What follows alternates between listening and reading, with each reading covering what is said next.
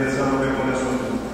Ο δε βασιλεύς εμφραπτήσετε επί το Θεό, επενεθήσετε πάσον μειον εναυτόν ευχάριστο ομάδα του τον άδικα. Ενισόφτησε με λέπον της Θεό και γεννήθης βοηθός μου, γέννησε και μη το Θεό σου αγαλιάσω.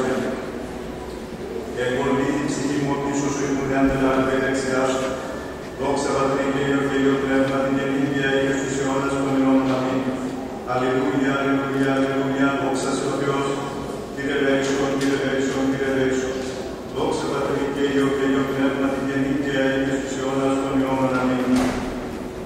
Κύριε ο Θεός της σωτηρίας του ημέρας και έκραξε την νύχτα εναντίον σου. Εισελθέτων ο Θεός σου η προσευχή μου, πλήροντος σου στην θέση μου.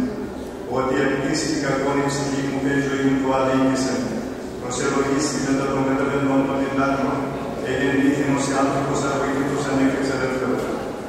Όσοι τραυματοί εκαθέτοντες εν λάθο, όνου και μνήσεις έτυχε αυτή έκρυξη γνώσου απόσταση. Έθεν το μελάτο κάτω λάθος σου την ισχύες και άλλα λάθο. Επενέπεστε δικαιωθηνός σου και πάντα στον ελεύθερον σου επίγαες επεμένη.